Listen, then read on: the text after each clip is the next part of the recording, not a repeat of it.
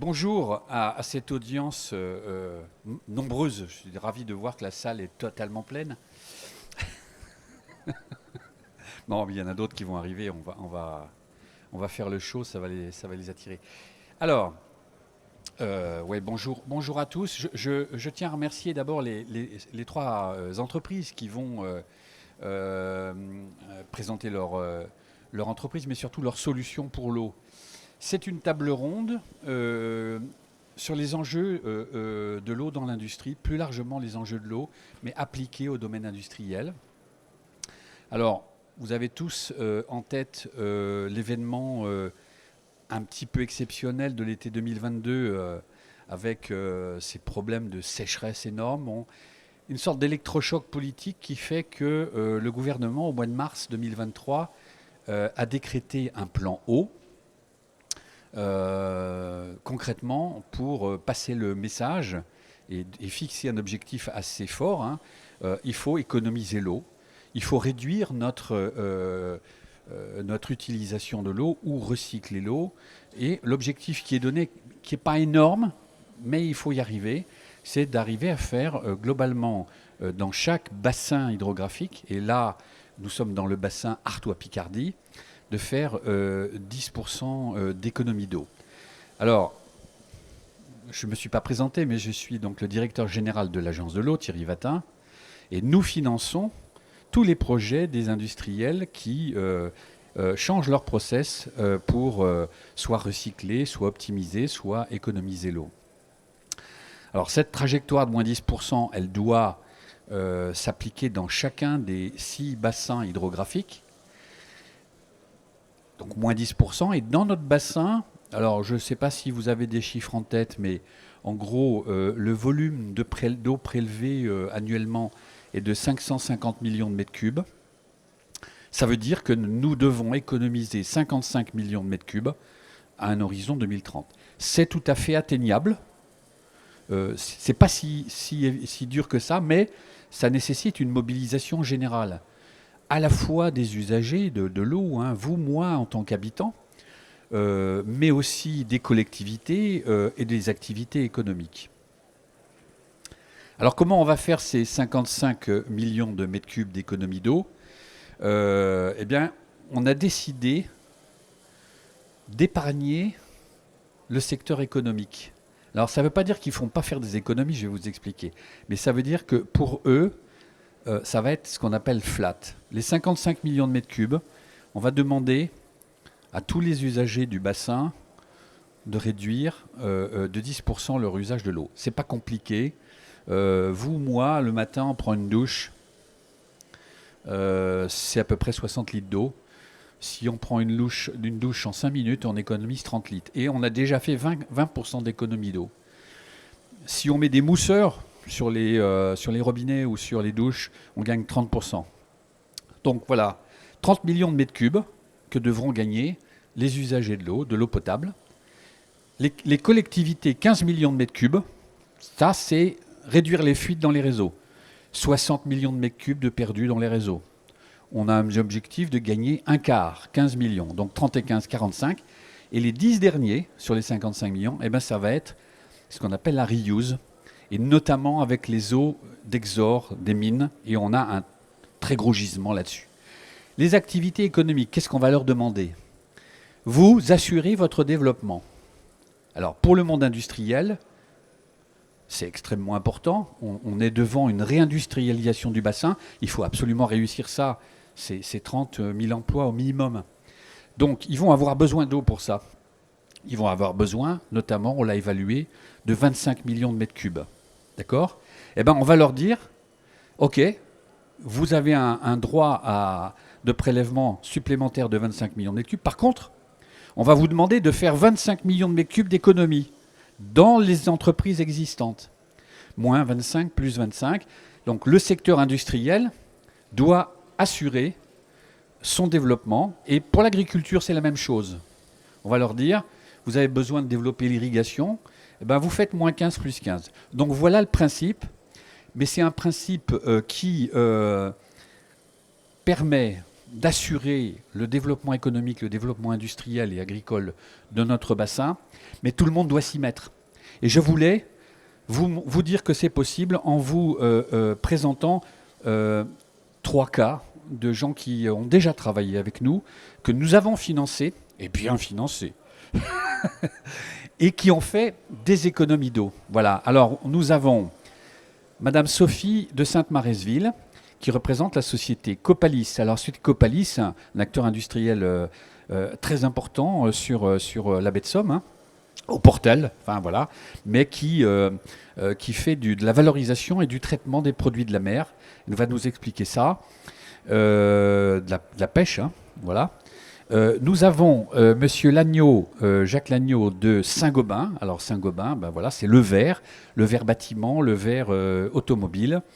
Et là aussi, il y a eu vraiment des efforts importants qui ont été faits dans les process industriels. Et puis l'entreprise Le Safre, qui produit des géants mondiaux de la levure. Monsieur Potez, Frédéric Potez. Voilà, donc je les remercie tous les 3. Le principe de cette table ronde, ça va être d'être un peu dynamique. Et donc, je vais demander aux 3 industriels de faire des présentations courtes, 10 minutes, 15 minutes pour ceux qui ne peuvent pas faire plus court, de façon à ce que vous ayez une vision un peu complète des solutions. Et puis ensuite, je poserai des questions et vous poserez des questions. Et voilà, donc sans transition, je passe la parole à Sophie de Maresville pour Copalis. Alors.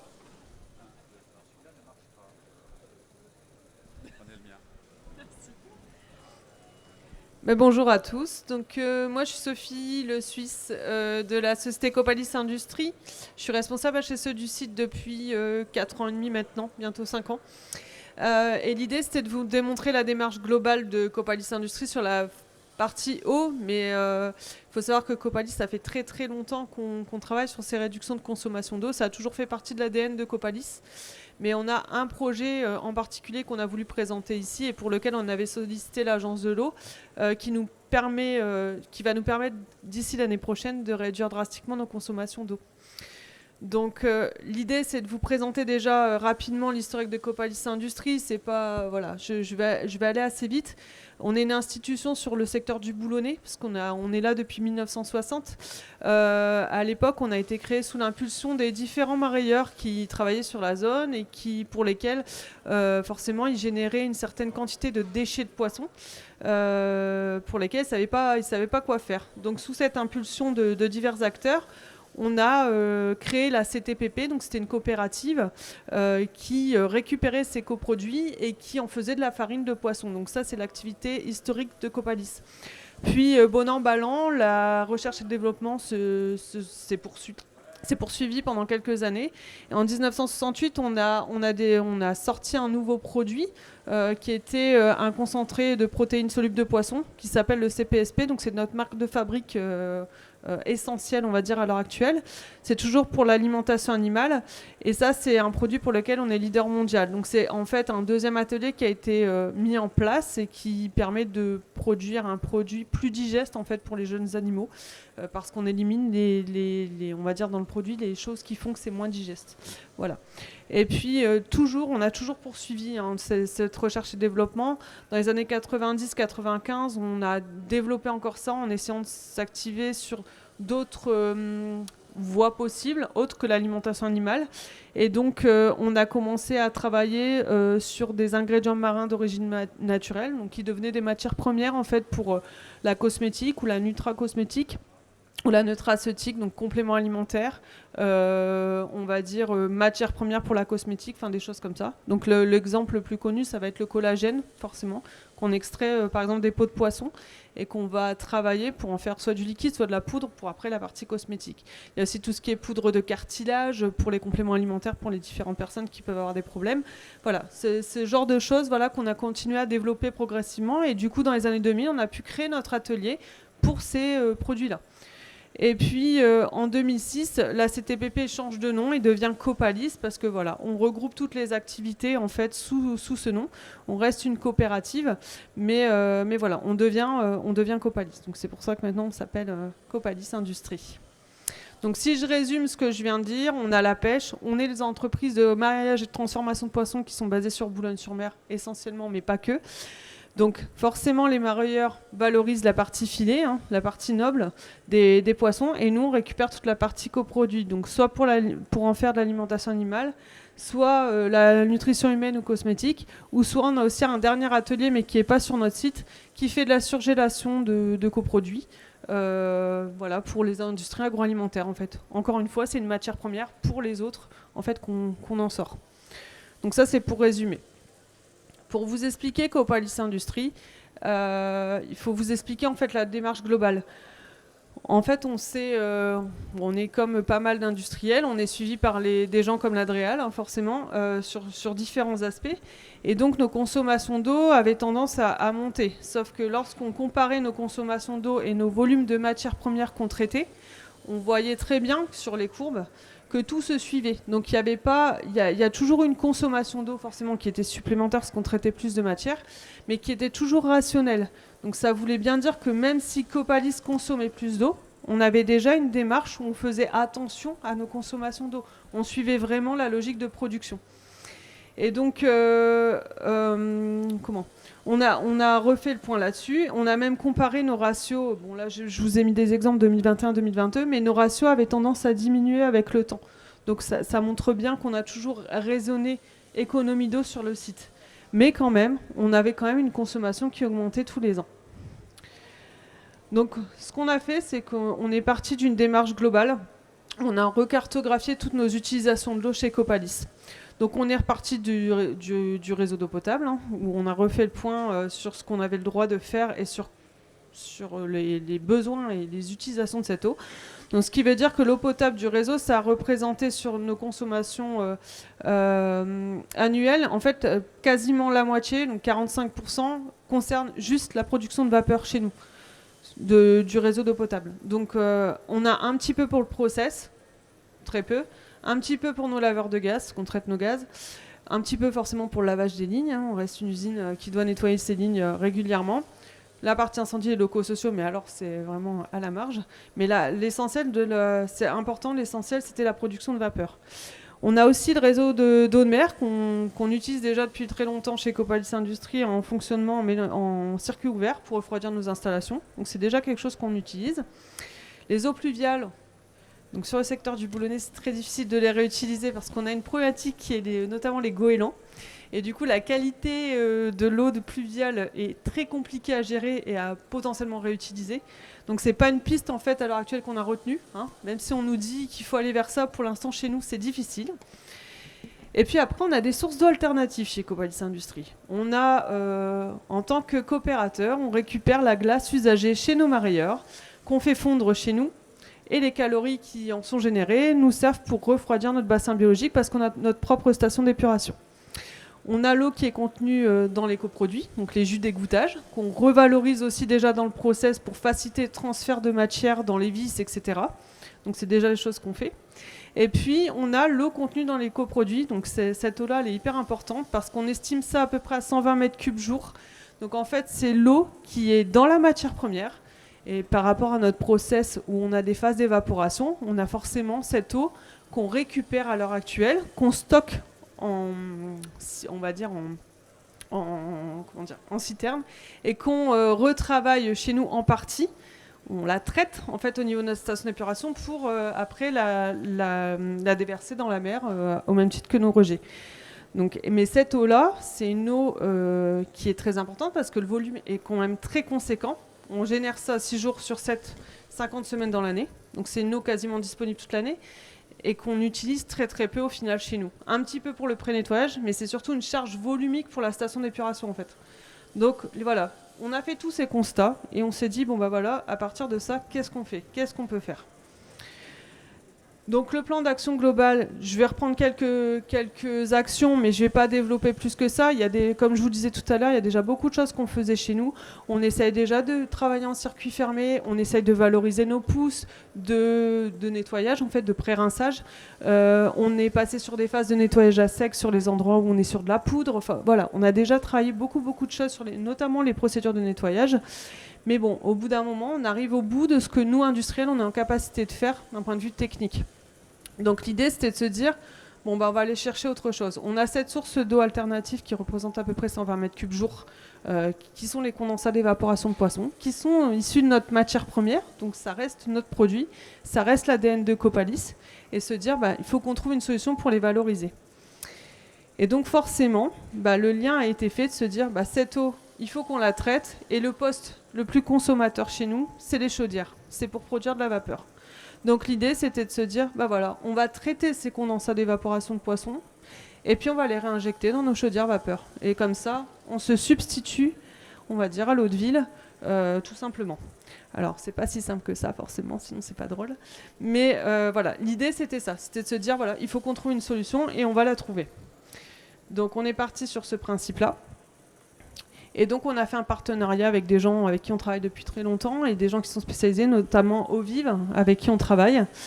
Mais avant tout ça, il a quand même fallu qu'on lève un levier qui est quand même très très important chez nous et chez d'autres industriels de l'agroalimentaire notamment, c'était les services vétérinaires. Parce qu'il fallait déjà au préalable qu'on ait une autorisation de réutiliser cette eau traitée dans notre process pour faire de la vapeur alimentaire en fait. Et il faut savoir que quelques années au préalable, on avait eu des pistes de travail sur des sources alternatives d'eau qui avaient été retoquées directement et pour lesquelles on n'avait pas pu aller plus loin. Donc là, ça a été assez difficile à l'époque. C'était en 2020-2021. Maintenant, on parle beaucoup de reuse, mais à l'époque, c'était tout frais et c'était encore difficile. Donc ça a pris un peu de temps pour avoir cet accord, mais voilà, il fallait ça pour pouvoir lancer. Et puis après, on est parti sur une unité pilote de traitement pour vérifier la faisabilité du projet. Est-ce qu'on était en capacité d'atteindre une qualité d'eau chaudière? Donc on a travaillé là-dessus. On a fait des essais en grand. Et puis cet essai a été subventionné en partie par l'Agence de l'eau, donc ça nous a aidé aussi dans cette démarche. Et puis en fin d'année 2021, on a fait une restitution. Et donc on a bien pu démontrer que la qualité d'eau attendue était vraiment celle qu'on voulait pour nos chaudières, qu'on pouvait lever ces leviers-là, et puis que du coup on pouvait aller plus loin dans ce projet. Donc c'est pas très lisible, mais en gros c'est un schéma de principe pour vous expliquer. Donc on stocke les condensats, on va les traiter dans des bassins biologiques, il y a un pré-traitement qui est fait dessus. Puis ça va passer dans une unité de filtration et par osmose inverse. Et après, ça va être réinjecté dans nos chaudières. Je vous passe les détails. L'idée, c'est aussi de faire de la récupération de chaleur à certains endroits pour pouvoir réchauffer d'autres choses. Et donc voilà, on a essayé d'optimiser les choses. On est en plein dedans, en plein dans les travaux. L'installation devrait être opérationnelle pour mai l'année prochaine. Et donc dans un premier temps, on estime pouvoir économiser à peu près 30 000 m3 à l'année. Et peut-être aller jusqu'à 42 000 si on pousse la capacité de production à fond sur notre installation. Parce que forcément, on a essayé de prendre une installation qui était quand même évolutive, en anticipant voilà, les verrous qui vont progressivement être levés au niveau réglementaire, en se disant peut-être que demain, on arrivera peut-être à traiter d'autres autres process et du coup aller plus loin que ce qu'on est en train de faire là à l'heure actuelle. Donc l'idée, c'était vraiment ça. Donc c'est pas un petit budget. On est sur un montant de 2,3 millions à peu près au global sur le projet, en sachant qu'on a eu une partie subventionnée brute par l'Agence de l'eau, puis des facilités de financement avec des prêts à taux zéro. Donc je vous ai remis un récapitulatif parce que voilà, c'est toujours intéressant en tant qu'industriel ou autre de savoir que ce genre d'aide existe et elles sont très importantes pour les industriels parce que sans ça, c'est très difficile de pouvoir monter des projets de cette envergure. Parce que voilà, même si on sait que l'objectif c'est faire de l'économie d'eau et de faire des économies sur le bassin, il y a aussi l'aspect financier qui est quand même très très important. Et donc voilà, pour finaliser, donc pour nous c'était une source alternative, ça a été tout trouvé. Il fallait qu'on trouve une solution. C'est une eau qui est disponible quasi toute l'année. On pourra réduire significativement nos consommations d'eau et du coup avoir vraiment un aspect positif sur l'aspect secteur du boulonnais qui est quand même un secteur qui est en crise sur la partie eau.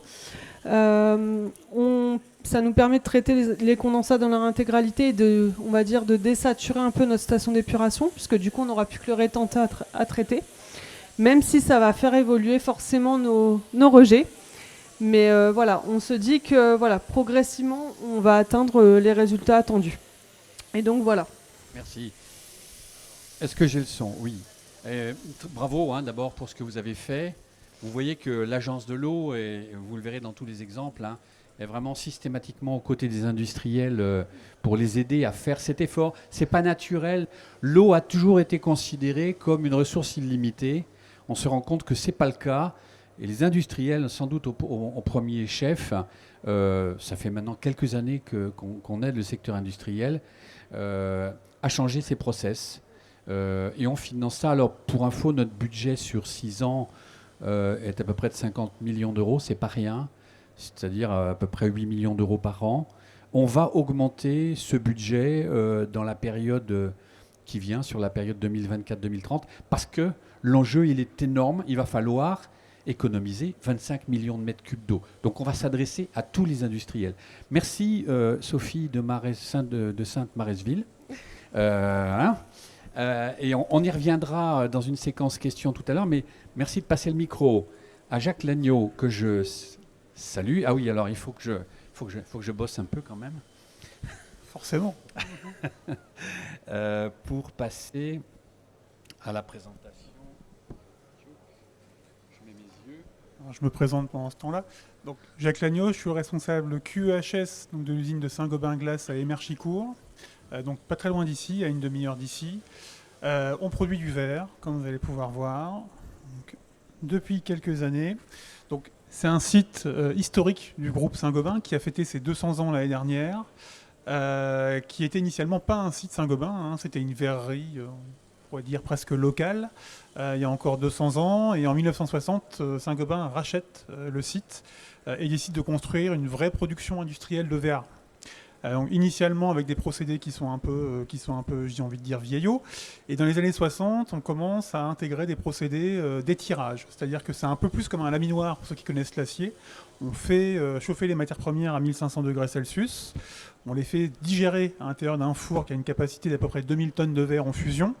Et on vient derrière, en fait, étirer, laminer ce verre pour arriver à produire des plaques de verre de 6 mètres par 3 qui vont venir alimenter derrière les vitres, par exemple, ou les fenêtres, ou les portes-fenêtres que vous achetez derrière. De 1978 à 2016, en gros, on a des itérations de process, c'est-à-dire qu'on améliore les procédés industriellement et on fait avancer l'usine. Donc, une fois qu'on a dit ça, ce qu'on se rend compte, c'est que l'usine, techniquement, elle est de 1962. Donc, je vous laisse imaginer une usine de 1962, ce que ça donne en termes d'eau. En termes de réseau aussi, on va clairement dire que ce n'était pas la grande priorité au niveau du site. Ce qui nous amène à une situation en fait en 2023 qui est la suivante. On produit 600 tonnes de verre par jour et derrière, en termes d'environnement, on consomme, on prélève 100 000 mètres cubes d'eau par an sur 2 sites de puisage qui sont directement intégrés au site. Donc le site a un propre château d'eau qui est relié directement au bassin de la Craie à une 50aine de mètres de profondeur. Et puis derrière, on a un seul point de concentration pour toutes nos eaux rejetées qui est en fait un simple bassin qui se trouve ici, où vous allez retrouver les eaux usées, les eaux vannes, les eaux industrielles, qui repartent directement en steppe. 70% des consommations du site, donc sur les 100 000 m3, sont liées au refroidissement des procédés, en fait. Donc vous imaginez qu'on tourne à 1500 degrés Celsius, donc on a une partie des procédés qu'on doit refroidir. Donc ça se divise en deux choses. Une première chose, une boucle d'osmose. Donc on a de l'osmosé derrière, avec un osmoseur de grande capacité. Et puis une tour aéro-réfrigérante, qui est loin d'être les derniers standards industriels, qui date elle-même de 1962. Donc, je vous laisse encore une fois imaginer ce que ça donne. Donc partant de ce principe-là, on arrive effectivement en 2020-2022 où on commence à avoir du stress hydrique et on est approché par l'Adréal, comme tout le monde, qui vient nous dire écoutez messieurs, vous êtes très gentils, mais vous consommez quand même beaucoup d'eau par rapport à votre activité. Qu'est-ce que, intelligemment, vous pourriez faire pour arriver à gagner un petit peu d'eau ? Alors on se gratte la tête, comme tous les industriels, au début en se disant qu'on ne peut pas faire grand-chose, et puis on va se rendre compte qu'en fait, en cherchant bien, on a réussi à faire, et on est en train de faire pas mal de choses.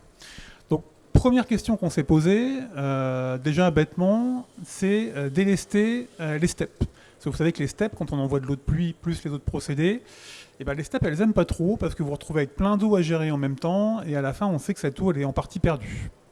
Donc, première étape, nous, on s'est dit, on va décomposer nos réseaux, on va séparer nos réseaux, on va déjà créer un réseau séparatif eau industrielle et eau de pluie. Avec dans l'idée, en fait, l'eau de pluie, d'en faire quelque chose d'intelligent, de la perméabiliser. Donc on a de la chance, on a un très grand site, vous pouvez voir sur la photo, hein, qui va quasiment jusque-là en bout de forêt, et ce qui nous a permis en fait de travailler donc, sur ces réseaux séparatifs, qui nous ont forcé à reprendre l'intégralité des réseaux du site, et un bassin de pluie centenale qui représente à peu près 15 000 m3 d'eau, qui nous permet de perméabiliser en fait, les crues, les grandes crues, directement vers la nappe de la craie. Donc ça, je dirais première étape des travaux, avec des travaux aux alentours de 700 000 € qui ont été engagés et subventionnés à 75% par l'agence de l'eau. Donc 50%, j'ai envie de dire, à peu près en cash, hein, et le reste parti en subvention ou en prêt à taux zéro. Un peu de choses près. Donc ça, c'était nos phases 1. Donc déjà, en fait, pour être plus clair, on s'est mis en conformité. Voilà. Parce que vous savez qu'en France, il y a une conformité sur les réseaux, et on n'y était pas. Donc l'usine s'est mise en conformité par rapport à ça, et en plus, on commence à pouvoir capter de l'eau de pluie. Et puis on s'est dit, effectivement, maintenant qu'on a plein d'eau de pluie sur le site, parce que le site est plus ou moins grand, hein, comme vous voyez, on a l'équivalent d'à peu près 50 000 m² de bâtiment, donc ce qui fait quand même un potentiel d'eau de pluie d'à peu près 110 à 120 000 m3 d'eau par an qu'on pourrait récupérer. On s'est dit, soyons intelligents, et qu'est-ce qu'on pourrait faire un peu avec cette eau de pluie ? La première chose qu'on pourrait commencer à faire, c'est la stocker, pour voir après ce qu'on pourrait éventuellement en faire. Et puis on s'est gratté un peu la tête en se disant, mais bon, stocker de l'eau de pluie, c'est pas forcément très facile, c'est des gros investissements, c'est pas simple industriellement à faire. Et puis on s'est rappelé que sur le site, on avait des anciennes cuves fuel. On avait 3 anciennes cuves fuel qui nous servaient à stocker du fuel il y a une vingtaine d'années en arrière, du fuel lourd, pour alimenter le procédé, quand le procédé n'était pas encore complètement au gaz. Alors on s'est dit assez simplement, on va rénover ces cuves, en fait, ces anciennes cuves, et on va stocker l'équivalent de 1600 m3 d'eau de pluie sur le site. Et puis en plus, on va se poser la question de notre bassin de tamponnement qu'on avait au début, là, qui nous servait à récupérer un peu toutes les eaux industrielles et toutes les eaux vannes, en se disant, ce bassin, est-ce qu'on ne peut pas non plus l'utiliser un peu comme tampon de stockage, pour arriver à avoir de l'eau sur le site disponible au moment qui sont les plus opportuns, c'est-à-dire au moment où malheureusement on est en stress hydrique. Donc ça, c'était la première réflexion. Et on s'est lancé dans le projet de rénover les cuves, de créer en fait ce bassin de tamponnement, de le clarifier et de le rendre, de le mettre en lien, je dirais, avec les toitures, et puis de commencer à avoir des réseaux de distribution de cette eau de pluie qui peuvent aller vers les procédés industriels. La première étape, c'était de se dire déjà, amenons l'eau jusque les procédés, on va voir ce que ça donne, et on va voir si on arrive à l'utiliser. Forcément, récupération d'eau de pluie, on s'est rendu compte que ce n'était pas si simple que ça à mettre en œuvre et qu'on aurait besoin d'une boucle d'itération en plus, une boucle technique en plus. On a quand même malgré tout fini ce premier projet, donc on a stocké l'eau. À la fin, 480 000 € engagés, une deuxième enveloppe revue avec l'agence de l'eau, encore une fois subventionnée à 75%, ce qui nous a permis quand même d'avancer assez rapidement sur le sujet. Et par contre, ce principe-là, on s'est dit, maintenant, qu'on a tous les moyens techniques autour de la table, qu'est-ce qu'on pourrait faire ? Comment on pourrait arriver à avancer un petit peu plus ? Et c'est assez simple en fait, tout ce qui nous manque, c'est une filtration, pour être tout à fait clair. Et l'idée, c'est d'installer un filtre à sable à dimension industrielle, avec un traitement UV en fait, avant de pouvoir stocker l'eau dans les cuves, pour pouvoir garantir une qualité d'eau avec réinjection dans la tare. Parce que vous savez que les tares, le problème, c'est la légionelle dans les tares. Donc si vous mettez n'importe quelle typologie d'eau dans une tare, en général, elle n'aime pas trop. Et rapidement, vous développez de la légionelle. Donc il va falloir traiter cette eau de pluie avant de pouvoir la renvoyer. Là encore, on remercie l'agence de l'eau. On a été voir il n'y a pas longtemps. On est encore en train de discuter avec eux sur le financement. Mais c'est un projet de 300 000 € à peu près. Donc on sait qu'il va être subventionné en partie par l'agence de l'eau et qui va nous permettre de boucler la boucle en fait, et de pouvoir récupérer de l'eau de pluie, la stocker pendant des périodes qui vont pouvoir aller de 20 à 40 jours, selon les périodes de l'année, et nous permettre de produire en autonomie 20 à 40 jours par an, voire un peu plus, on espère, sur l'eau de pluie. Ce qui a un gros avantage, c'est qu'en période de stress hydrique, souvent la réponse de Saint-Gobain était de dire vous savez, nous on ne peut pas faire grand-chose, parce que nos consommations elles sont étalées tout le long de l'année. Donc on peut essayer de réduire nos consommations basiques, mais on ne pourra pas faire grand-chose pour vous quand il fait chaud. Et cette solution-là nous permet de le faire. C'est-à-dire que les premiers jours en fait, d'alerte chaleur, si on a assez stocké d'eau et qu'on a assez emmagasiné d'eau, ce qui ne devrait pas être un problème, on devrait être capable de tourner en fait, en autonomie sur ces périodes-là et de ne pas consommer d'eau en fait, directement de la nappe. Donc, ce qui m'amène à notre dernier sujet, qui est plutôt un sujet pour le futur. Vieille tare, donc forcément vieux sujet. Et on s'est rendu compte que la tare, en fait, forcément, il y a une partie qui était transformée, qui était perdue dans le procédé normal de chauffe, en vapeur, mais il y a aussi les condensats de la tare. C'est-à-dire qu'une tare, malheureusement, bien souvent, vous avez des pompes à l'intérieur, et ce qui vous limite au niveau des pompes, c'est la conductivité de l'eau. Donc quand vous avez des problèmes de conductivité, ce qui se passe, c'est que vous réintégrez de l'eau propre pour faire baisser la conductivité dans la tare, et puis pour revenir à une conductivité standard et faire continuer à tourner vos installations. Sauf que cette eau de vidange en fait, de tour aéro-réfrigérante, qui est juste de l'eau propre mais avec une conductivité importante, aujourd'hui elle était perdue. On l'a renvoyée dans les réseaux, on l'a renvoyée à la steppe. Ça veut dire que c'est de l'eau qui n'est pas réutilisée, qui est réinjectée, alors qu'en fait il y a une simple idée qu'on a eue, assez bête, c'est de se dire mais pourquoi on ne la réosmose pas ? Parce que quand on regarde la qualité de l'eau sortie de tare, elle a 1400 microsiemens, ce qui ressemble à de l'eau de pluie, à de l'eau de forage, pardon. Quand vous prenez les eaux de forage du bassin de la Craie, on est entre 900 à peu près 1200 microsiemens. Donc en fait, il est tout à fait possible de récupérer des condensats de tare, de les réosmoser et d'en récupérer 70% directement pour les réinjecter dans le procédé. Donc ça, c'est ce qu'on va faire sur une phase 4, qui sera dans les 2-3 années à venir, qui nous permettra de récupérer encore un petit peu d'eau en plus. Donc si je fais une conclusion de tout ça, on est parti en fait de 100 000 m3 d'eau, d'à peu près le double en termes de rejet vers les stations d'épuration. Déjà aujourd'hui, avec le bassin d'infiltration, on récupère 70% de nos rejets. C'est-à-dire qu'on fait baisser nos rejets de 70% directement vers les steppes, ce qui est quand même déjà plutôt pas mal pour le travail des steppes qui n'est pas négligeable. En plus, on fait la perméabilisation, donc magnifique. On devrait arriver normalement, avec l'eau de pluie, à récupérer 35 000 m3 d'eau, à éviter en tout cas d'utiliser 35 000 m3 d'eau de forage d'ici fin 2024. Ce qui sera aussi une jolie réussite. Et puis sur la phase 4, que je viens de vous montrer, encore 5 à 10 000 m3 d'eau de forage en plus qu'on pourrait économiser, et encore 10% des rejets. À la fin, on espère arriver en fin de plan, donc d'ici 2 à 3 ans, à 50% de diminution des prélèvements dans la nappe, et 80% des diminutions des rejets en steppe. Merci beaucoup. Voilà un deuxième exemple tout à fait parlant qui montre aussi que l'Agence de l'eau vraiment aide fortement à ces process d'économie d'eau, mais ce qui montre aussi que les leviers ils sont nombreux au sein d'un process et qu'il faut... Bon, on tire un fil, comme on disait tout à l'heure, on tire un fil, l'industriel il commence par un bout, puis il se dit mais je peux faire d'autres choses. Et à la fin des comptes, c'est extrêmement important parce que ça épargne la nappe, évidemment, moins on prélève. Et je rappelle, 95% de l'eau prélevée dans ce bassin, pour tous les usages, c'est les nappes souterraines. On n'a pas d'eau magique, on n'a pas de glacier, on n'a pas de montagne, on n'a pas de neige. Notre réserve, notre capital, c'est nos nappes souterraines. Il faut absolument baisser les prélèvements dans les nappes souterraines. Mais ce qui montre aussi, cet exemple aussi, c'est qu'on peut aussi jouer sur les rejets. Et ça, c'est super important parce qu'il faut aussi préserver nos stations d'épuration. Et puis, il faut jouer aussi sur la désimperméabilisation. On y reviendra. Voilà, très très bon exemple. Et vous voyez, on est en subvention souvent sur 50% de ce qui est subventionnable. Mais on fait aussi des prêts à taux zéro. On est banquier. Et donc, on complète en général ces financements par ce qu'on appelle des avances.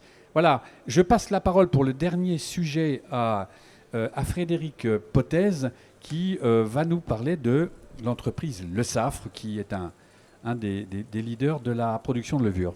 Bonjour à tous. Donc, je me présente, Frédéric Potez, société industrielle Le Saffre, donc marque en barreul. Je suis référent énergie-environnement pour cette usine. Et je vais vous présenter donc cette présentation dont le plan est repris ici après. Donc, je vais aller vite sur la première partie de la présentation puisque c'est de la description. Je vais d'abord vous parler rapidement du groupe Le Saffre, de la société industrielle Le Saffre, donc l'usine dans laquelle je travaille, qui est la plus grosse levurerie du groupe. À Marc-en-Barœul, voilà, juste à côté du cœur historique du groupe Le Saffre. Une rapide présentation de nos produits, du process de production de levure, un état des consommations actuelles d'eau, pour terminer enfin sur 2 projets d'utilisation rationnelle de l'eau que je vais vous présenter en dernière partie de présentation. Alors le groupe Le Saffre, c'est donc un géant de l'industrie agroalimentaire dont les débuts ont commencé en 1853 dans le nord de la France, avec un chiffre d'affaires aujourd'hui de plus de 2 milliards d'euros, 11 000 salariés, 76 usines dans le monde, et nos produits vendus dans plus de 185 pays, avec des métiers qui se diversifient. Le cœur historique du métier de Le Saffre, c'est la levure de panification, avec, comme on le voit là-haut, un pain sur 3 dans le monde qui est fait avec notre levure. Je vais aller vite, hein, parce que j'avais prévu de passer un petit peu plus de temps, mais concentrons-nous sur l'essentiel. Donc les différents métiers du groupe Le Saffre, donc le cœur historique, le quartier en haut à gauche, la panification. Ça c'est le métier vraiment mature, et ces 20 dernières années, on a des métiers de niche qui se développent avec 3 parties. Le plaisir nutritionnel avec, on peut citer des exemples. La levure est utilisée dans les plats cuisinés comme exhausteur de goût. Voilà, donc c'est un exemple d'application. Dans les industries de la biotech, avec notamment des levures qui sont utilisées pour produire des biocarburants de seconde génération. Donc non plus à partir de produits agricoles nobles, mais à partir de résidus. On pense à des résidus avec de la cellulose, et on a besoin de levure pour dégrader, le carbone pour en faire du biocarburant. On a aussi un volet nutrition, protection, voilà, protection du vivant, donc aussi bien protection de la flore avec notre business unit Agroxine. Exemple d'application, on s'est rendu compte que les levures pouvaient avoir des effets positifs dans, par exemple, la protection de maladies dans les vignes, par exemple. Ça peut être une alternative aux pesticides dans la protection, par exemple, du mildiou ou du phylloxéra sur les plantes. Philéo, donc c'est un petit peu il y a des parallèles avec ce qu'on fait sur la flore, mais sur la faune, avec des compléments alimentaires pour les animaux. Pareil, on s'est aperçu que ça pouvait être des alternatives intéressantes aux antibiotiques et contribuer à l'amélioration des rendements en production laitière, par exemple. Et puis enfin, Gnosis, notre business unit qui travaille sur la protection de la santé humaine avec, par exemple, des probiotiques. Voilà, on a fait un peu le tour des métiers Le Saffre. Donc là, on se concentre non plus sur le groupe, mais sur l'usine dans laquelle je travaille, qui produit de la levure quasiment exclusivement pour la panification. Donc c'est la plus grosse usine de production du groupe, et même à l'échelle mondiale au monde, hein, puisque Le Saffre est leader mondial sur ces marchés. Elle compte environ 550 salariés, avec une production en feu continu, 51 semaines sur 52, hein, on a une semaine d'arrêt technique annuel. On produit que de la levure sèche, puisque nos produits sont destinés exclusivement à l'export. Et le fait de sécher la levure permet de la conserver longtemps. On a plusieurs certifications, notamment une qui m'est chère, puisque on est certifié ISO 50001, système de management de l'énergie. Et puis voilà, on peut avancer. Donc, je vous ai dit, le groupe Le Saffre, les débuts, c'est 1853. L'usine de Marc a vu le jour en 1863.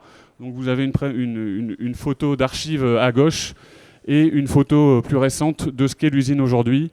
Une particularité de l'usine, c'est qu'elle est vraiment enclavée au cœur de Marc-en-Barœul. Donc, on a des enjeux environnementaux importants. On a 3 sites principaux sur notre bassin lillois. Donc le premier site, c'est le site principal où on produit la levure, la photo que je viens de vous faire voir. Un site secondaire au bout de la rue où là c'est nos ateliers d'emballage, puisqu'on est en défaut de mètres carrés sur le site principal. et la levure est conditionnée sur un autre site, juste à côté, à 300 mètres de l'usine. Et puis, dernier site déporté par manque de place également, notre station d'épuration, construite en 2004, puisqu'on n'avait pas la place de la mettre au cœur de notre usine. Donc, les effluents liquides sont acheminés par tuyauterie enterrés dans la ville et traités à notre station et rejetés dans le canal voisin. Alors les produits de la SIL, SIL pour Société Industrielle Le Savre, donc je vous ai dit que de la levure sèche avec différentes formes en fonction de l'utilisation en panification que nos clients vont en faire. Voilà, je passe assez rapidement. La forme la plus connue du grand public, c'est la forme du milieu, donc ce sont des vermicelles, donc à 97% de matière sèche, que les boulangers utilisent directement dans le pétrin, dans la farine. Il n'y a pas de réhydratation préalable et c'est notre produit phare. On travaille peu avec le B2C, c'est pour ça que vous n'êtes peut-être pas hyper familier avec ces produits-là. On travaille avec les pros plutôt. Alors, le process de production de la levure, rapidement. La première chose à dire quand on parle de notre process, c'est la levure. Il y a parfois un abus de langage qui est fait pour le grand public. La levure, c'est vraiment ce qu'on fait chez nous. C'est la culture d'un champignon vivant. On travaille avec le vivant. C'est de la levure biologique. C'est pas la poudre blanche chimique qu'on utilise dans les gâteaux. Nous, c'est du vivant. Donc notre métier, en fait, c'est de réunir les conditions nécessaires au développement cellulaire de nos levures. Donc c'est de la multiplication cellulaire, on travaille avec, c'est de la biotechnologie. Et donc le but, ça va être à partir de cellules souches qu'on sélectionne dans nos labos, on va mettre en culture ces cellules souches dans des volumes de plus en plus grands. Donc on part d'un tube à essai. On ensemence des volumes dans notre laboratoire pour arriver à un moment donné jusqu'à à peu près 5 litres de biomasse en lui donnant tout ce dont elle a besoin pour se multiplier. Globalement, elle a besoin de carbone et ça on va lui donner via du sucre sous la forme de mélasse de sucrerie. En fait, les sucriers travaillent la betterave ou la canne, ils produisent le sucre. Mais dans leurs coproduits, dans leurs déchets, ils savent qu'ils laissent une partie de sucre. Ça leur coûterait trop cher en énergie de tout puiser. Et nous, on lève la main, on achète et on donne ce résidu carboné comme source de nourriture à nos levures. Donc ça, c'est la phase labo. Ça arrive dans l'atelier de fermentation. Donc là, la différence, c'est des volumes de plus en plus grands et c'est le matériau utilisé pour les cuves. Là, on passe sur de l'inox, là, on est sur de la verrerie. Et voilà, c'est de l'XXL, c'est de plus en plus gros. Ensuite, il y a le process de séchage qui va permettre de sécher la levure d'une forme liquide à la forme déshydratée que je vous ai présentée tout à l'heure. Les consommations d'eau sur notre site, elles sont très importantes. On utilise principalement deux sources d'eau, deux formes d'eau. La première, c'est de l'eau souterraine, 2 millions de mètres cubes par an. Donc ça fait à peu près 5000 mètres cubes jour. La consommation normale d'une famille de 4 personnes, on avance souvent, je laisse Monsieur Vatin me confirmer ça, 120 mètres cubes par an pour une famille de 4 personnes. Vous voyez, nous, 5000 par jour. On comprend bien l'enjeu. Donc les utilisations de cette eau souterraine, ça va être ce que j'appelle recette levure, c'est-à-dire que pour produire la levure, l'eau est un ingrédient de fabrication.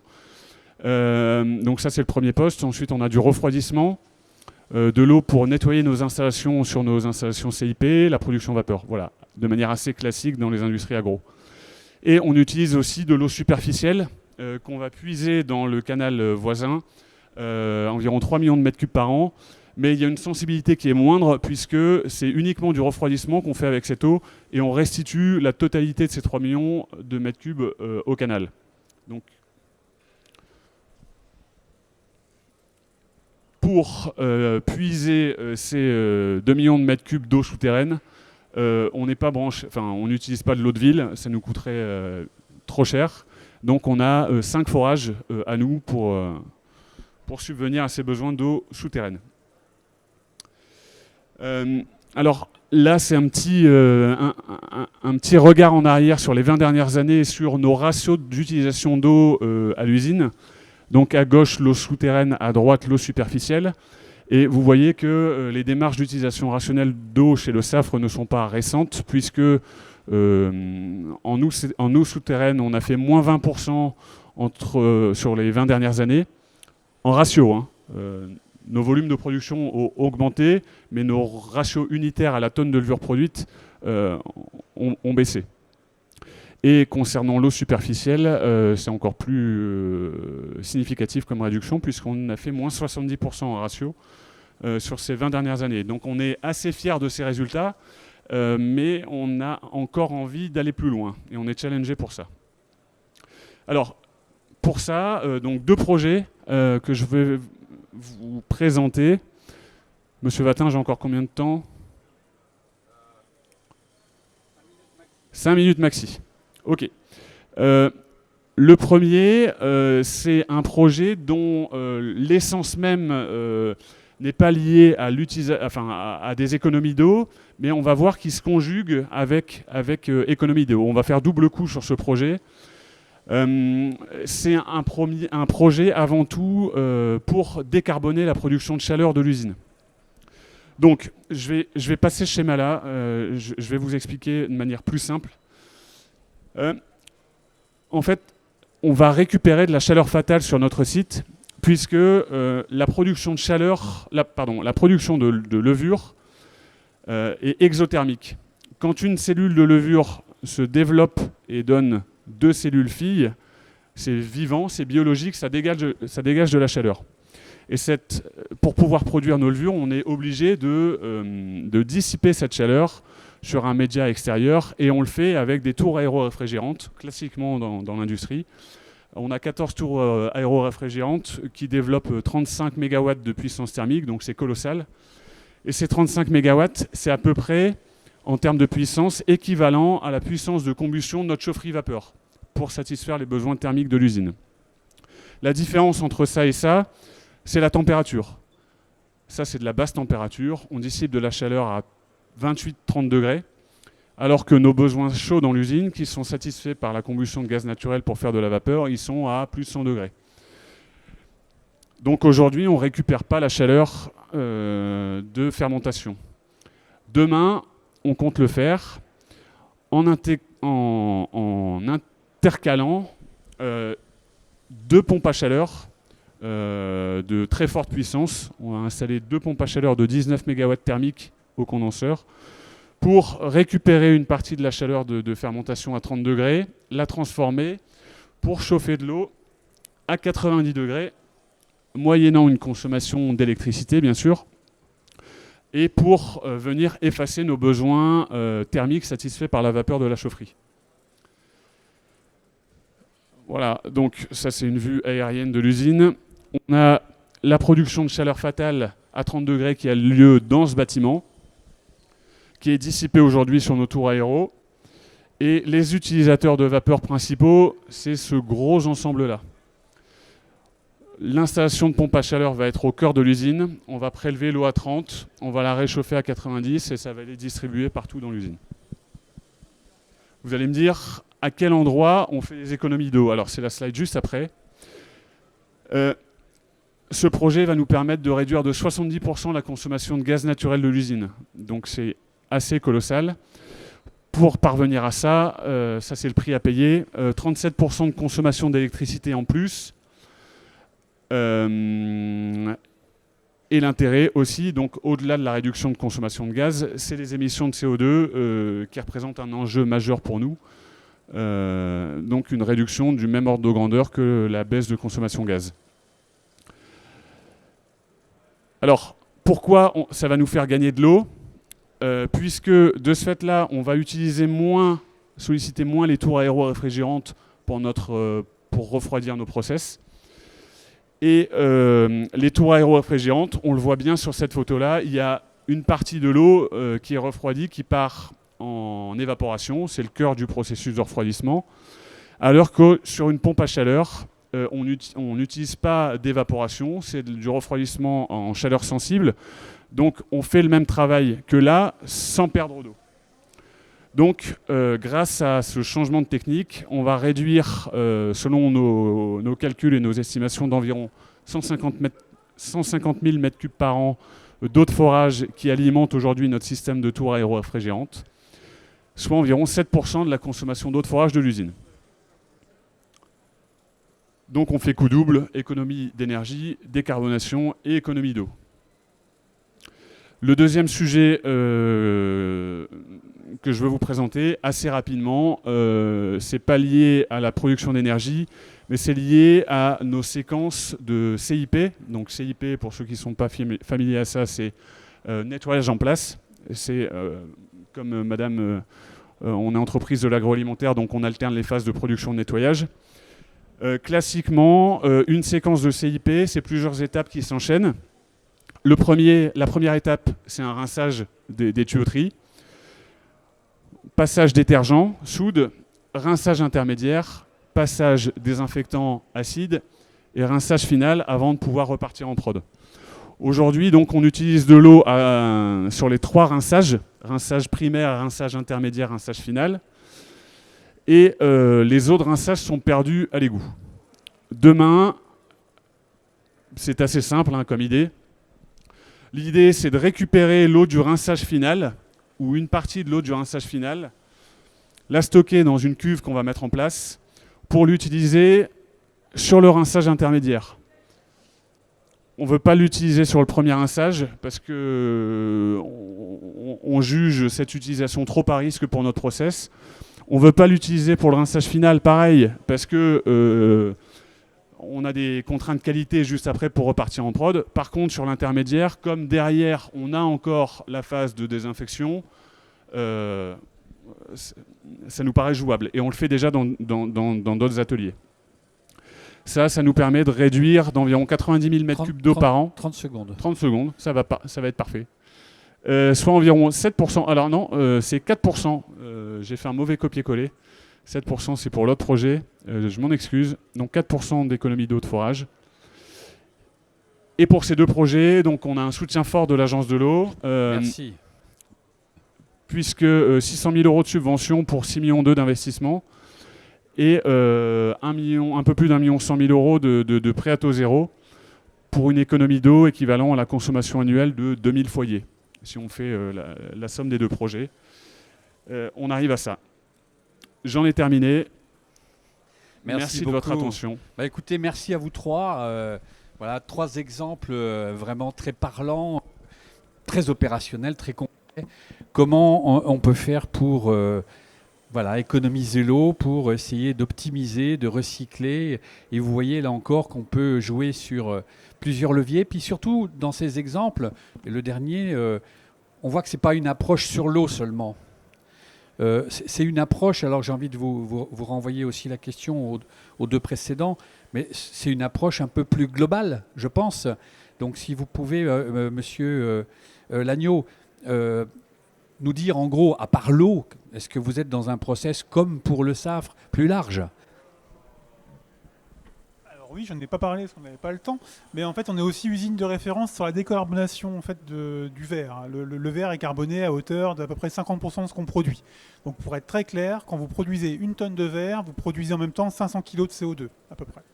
La moitié de ce CO2 est due aux matières premières, en fait, aux émissions de matières premières. La silice est carbonée, malheureusement. On utilise aussi du calcaire. Et en fait, vous allez créer déjà 200 kg naturellement d'émissions de CO2 dues à la transformation du verre. Et le reste, 300 kg à peu près pour le gaz. Donc nous, ce qu'on travaille chez Saint-Gobain, c'est les filières de retraitement. C'est-à-dire qu'on sait que si on récupère du verre et qu'on le réinjecte dans les fours, il y a 2 côtés positifs. Le verre qui est déjà fabriqué et vitrifié, il est décarboné. C'est-à-dire que si vous le réintégrez, 1 tonne de verre devient 1 tonne de verre. Ça veut dire que vous ne créez pas de carbone entre les 2. Et il y a un autre point positif, c'est que le point de fusion d'un verre qui a déjà été fusionné, il est à peu près à 600 degrés Celsius versus 1500 degrés Celsius. Donc on fait déjà une économie de gaz qui est assez importante. Donc nous on travaille beaucoup sur ce sujet. On est UETS, donc on a un site sur les émissions de CO2 où on émet à peu près 100 000 tonnes de CO2 et on devrait arriver d'ici l'année prochaine déjà à baisser de 30 000, à peu près 20 à 30 000 en utilisant du calcin recyclé, du verre recyclé. J'en passe et des meilleurs, il y a d'autres sujets mais je ne vais pas prendre toute la parole.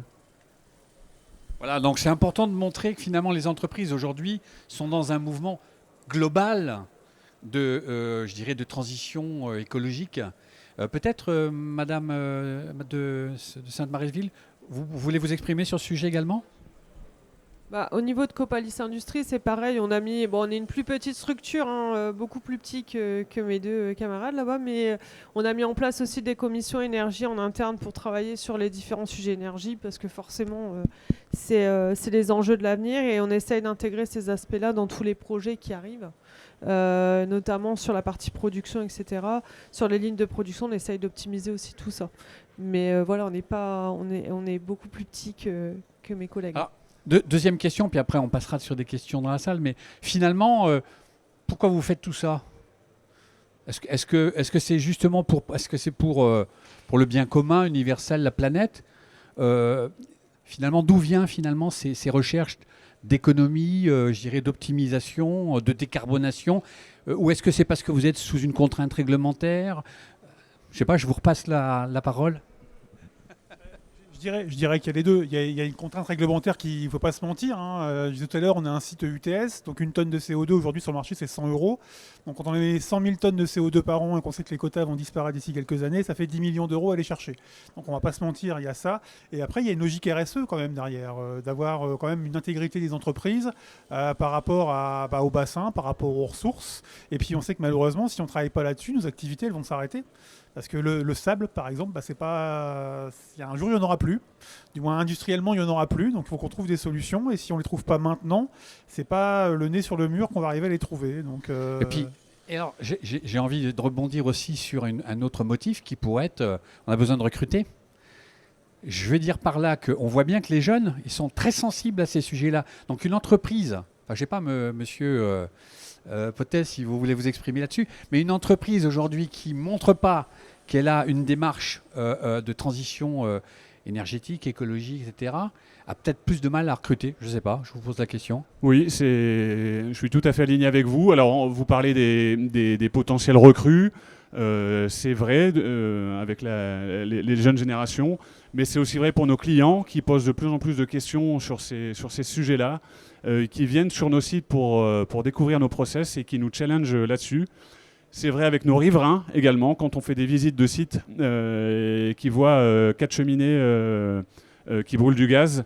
Voilà, il y a des sensibilités qui se développent et si on ne prend pas ce chemin-là, eh bien, on ne va pas dans le bon chemin, c'est évident.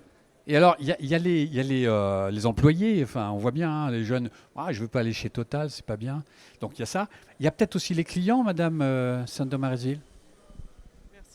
Oui, nous aussi, c'est des demandes aussi de nos clients. Ça progresse sur la partie RSE. C'est tout un engouement et tout un système qui est en train de changer aussi. Donc, on nous attend aussi, on nous pose de plus en plus de questions sur les audits, sur des choses comme ça. Donc aussi, c'est aussi une façon de nous aider à avancer aussi. Se dire, de toute façon, demain, pour aller chercher les clients aussi, il faut aussi enclencher cette démarche supplémentaire. Ça veut dire que vous communiquez sur ces démarches ? Ben oui. Comme aujourd'hui. Tout à fait. Alors, bon... Je pense, alors peut-être dernière question, mais vous avez montré que vous avez fait déjà des progrès. Est-ce que vous pensez aller encore plus loin ? Est-ce que vous avez idée de développer encore les économies d'eau ou d'énergie ? Parce qu'on voit qu'il y a aussi un sujet. Il y a plein de sujets dans l'industrie, vous savez. On peut parler de chaleur fatale aussi sur le site. Monsieur en a très bien parlé. On a aussi des gros projets de récupération de chaleur fatale. Quand vous produisez, quand vous consommez l'équivalent de la ville de Lens en termes de gaz, forcément, il y a des sujets à regarder. Et effectivement, la récupération de chaleur en est un. Et on travaille avec la communauté de communes pour essayer de générer de l'énergie vers la commune. Et aussi dans les bâtiments, tout ce qui est chauffage des bâtiments et ne pas utiliser du gaz directement en chaufferie, mais de l'énergie de chaleur fatale. C'est un exemple parmi tant d'autres. Merci. Alors, comme j'essaie de respecter, Madame Henbick, mais mon contrat, on avait dit 9h50, 10h50, il est 10h50. Mais vous nous accorderez peut-être 5 minutes pour que, voilà, s'il y a des questions dans la vaste assemblée qui est devant... Est-ce que vous avez des questions à poser à nos sur leur process, sur sur leur démarche, les uns et les autres? On peut prendre quelques minutes encore. Ou est-ce que vous souhaitez juste dire que c'est super? Oui, vous voulez le dire, oui. Pas de questions? Une? Est-ce que ceux qui sont là, qui appartiennent peut-être à des entreprises, ont engagé des démarches de ce type, sur l'eau ou l'énergie ou... Non? Bon, ben ça viendra. Voilà. Alors, écoutez, s'il n'y a pas de questions, moi peut-être, s'il y en a l'un de vous trois qui souhaite rajouter, non, un point, vous pouvez.